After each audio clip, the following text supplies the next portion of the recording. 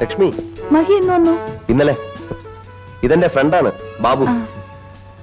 ഇത് ലക്ഷ്മി. ഞങ്ങള് ക്ലാസ്മേറ്റ്സ് ആണ്. അതായത് ആദ്യം ഞാൻ സീനിയർ, ലക്ഷ്മി എന്റെ ജൂനിയർ. ഞങ്ങൾ ഒരു ക്ലാസ്സില്. പിന്നെ ലക്ഷ്മി എന്റെ സീനിയർ. ഒരു സൂപ്രണ്ട് ആവശ്യം ഞാൻ ഇറക്കാം. വേണ്ട, ഇപ്പൊ ബസ് വരും. അയ്യോ, അതിലും എത്രയോ സുഖം ഇത്. കേറുന്നേ. ഒരു കൂട്ടുകാരി വരാനുണ്ട്. മഹി BA ജയിച്ചോ? ഇല്ല, പഠിച്ചോണ്ടിരിക്കുക. കറസ്പോണ്ടൻസ് കോഴ്സ് അല്ലേ? ഏതാ യൂണിവേഴ്സിറ്റി? ബറോഡ യൂണിവേഴ്സിറ്റി. അതിനാ സിറ്റി താമസിക്കുന്നേ. അതെ, പോട്ടെ.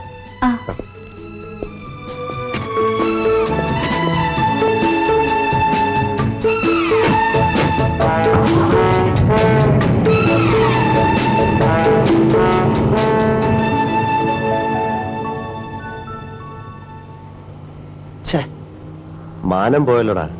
അവൾ എന്നെ കളിയാക്കാൻ തന്നെ ചോദിച്ചാ അല്ലടാ? അതെ അതെ.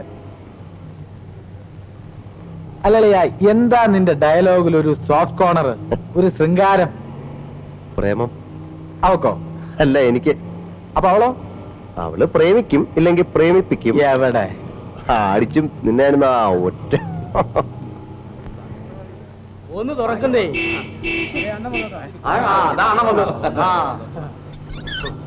ഇപ്പൊ തുറന്നല്ലോ അല്ലേ?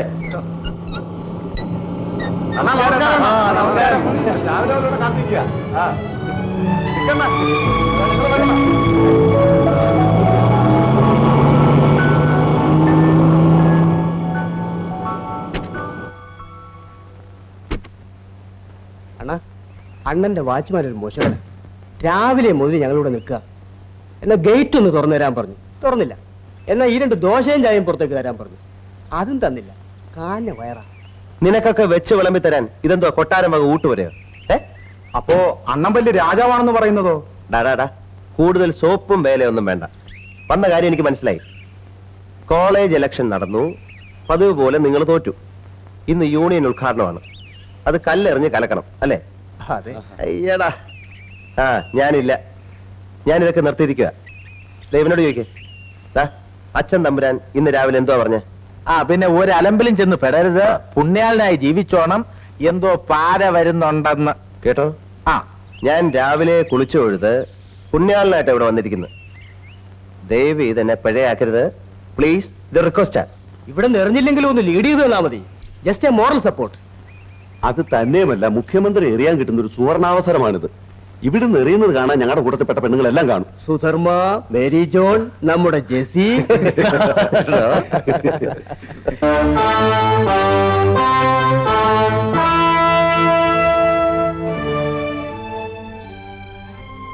മിസ്റ്റർ നായർ ഇതുവരെ തീരുമാനമൊന്നും പറഞ്ഞില്ല. അതെ, ഇത്രയും സമയം ഞാൻ അത് ആലോചിക്കുകയായിരുന്നു. തമ്പുരാനെ പോലെയുള്ള വലിയൊരാളൊരു കാര്യം പറയുമ്പോ എങ്ങനെയാ വയ്യാന്ന് പറയുന്നത്? പക്ഷേ എന്റെ പൊസിഷൻ കൂടി തമ്പുരാനൊന്ന് മനസ്സിലാക്കണം. ഇലക്ഷനിൽ നമ്മുടെ കക്ഷി ജയിക്കുമെന്നുള്ളത് ഉറപ്പാ. അതിലെനിക്ക് ടെൻഷനില്ല. കാരണം പ്രതിപക്ഷത്തിന്റെ കുഴി അവര് തന്നെ തോണ്ടിയിട്ടുണ്ട്.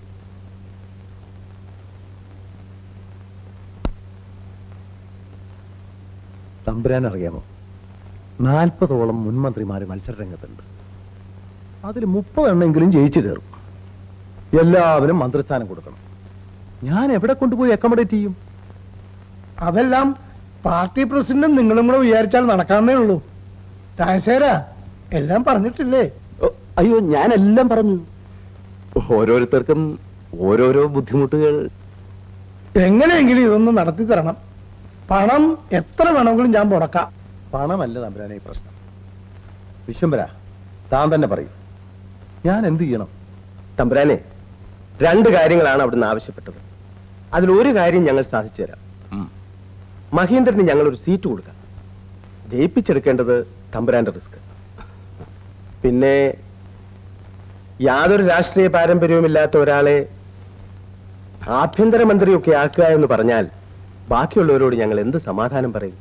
ഇത്തവണ തമ്പുരാൻ ഇതുകൊണ്ട് തൃപ്തിപ്പെടണം.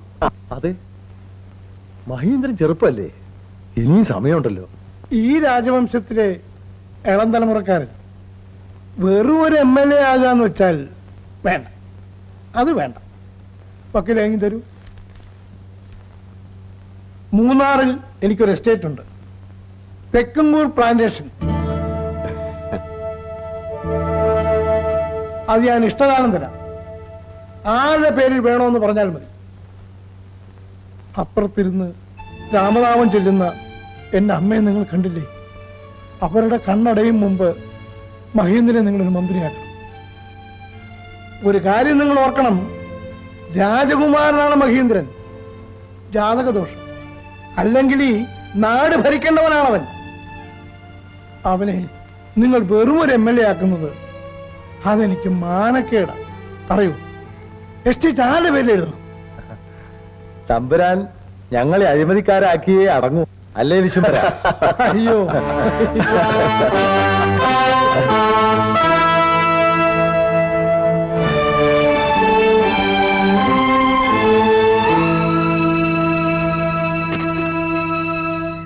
ഞാൻ വാക്ക് പറയുന്നില്ല. പോരാ, വാക്ക് പറഞ്ഞാൽ ഞാൻ ഗണിച്ചിരിക്കുന്നു. ഒരു ഒറ്റ വർഷത്തേക്ക് നിങ്ങൾ അവനെ കസേരയിൽ നിന്ന് ഇരുത്തിയാൽ മതി. അത് കഴിഞ്ഞ് എടുത്ത് കളഞ്ഞോളൂ. തമ്പുരാൻ ഞങ്ങളെ വിഷമിപ്പിക്കും. ആട്ടെ, മഹീന്ദ്രൻ ആളെങ്ങനെയുണ്ട്? ഞാൻ കണ്ടിട്ടില്ല. നാളെ അവനെയും കൂട്ടി ഞാൻ TV-യിലേക്ക് വരാം. രാഷ്ട്രീയത്തിൽ ഇറങ്ങാനുള്ള യോഗ്യതകളൊക്കെ ഉണ്ട്. ശരി, പോട്ടെ.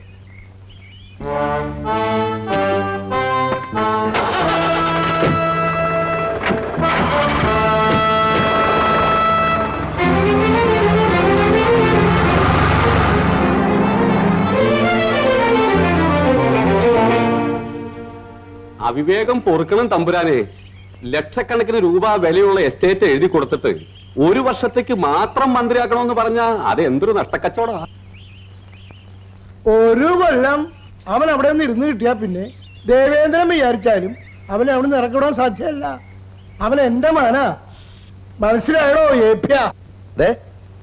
ഞാൻ ആരാണെന്ന് തനിക്കറിയില്ല. മര്യാദയ്ക്ക് എന്നെ എന്റെ സ്വന്തം ജാമ്യത്തിൽ ഇറക്കി വിടുന്നുണ്ടോ? ഇല്ലെങ്കിൽ ദേണ്ട തന്റെ ആ തൊപ്പി ഞാൻ തെറിപ്പിക്കും.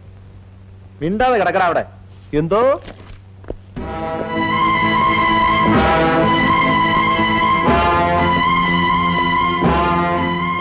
അമ്മാവൻ മാറി നില്ലടേ, മാറി നില്ലടേ, മാറിക്കടേ. എന്തോ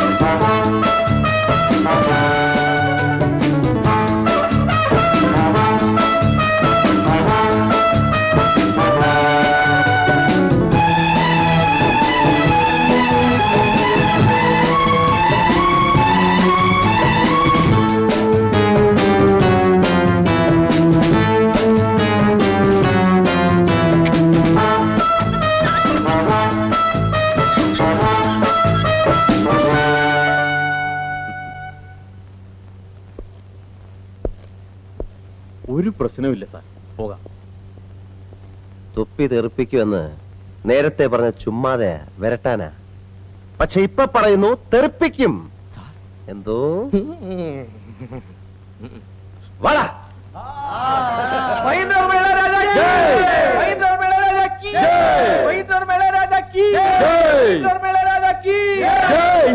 അമ്മച്ചി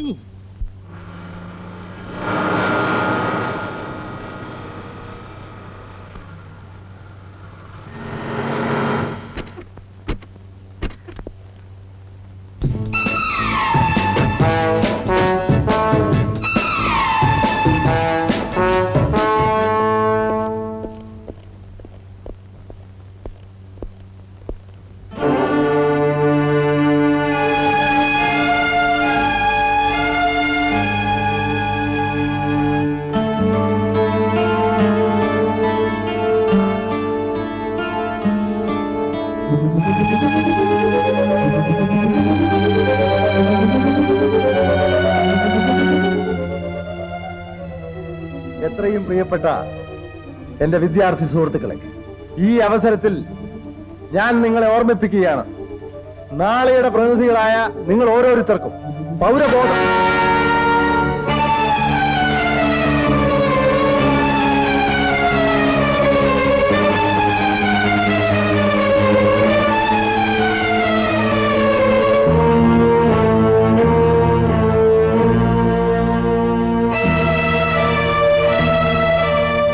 ആഹാ, അപ്പൊ അത് ശരി, ഇവനാണ് എറിഞ്ഞതല്ലേ? വേണ്ട വേണ്ട, വഴക്കൊന്നും പറയണ്ട.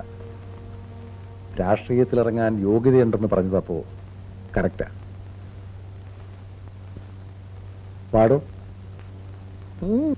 വാ, തന്നെ ഞാനൊന്ന് കാണട്ടെ.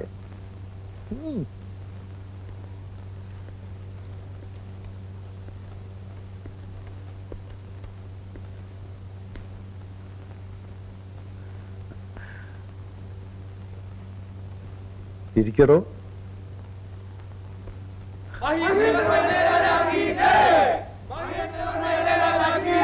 അതാരാ ഇയാൾക്ക് സിന്ദാബാദ് വിളിക്കുന്നു? അണികളാ.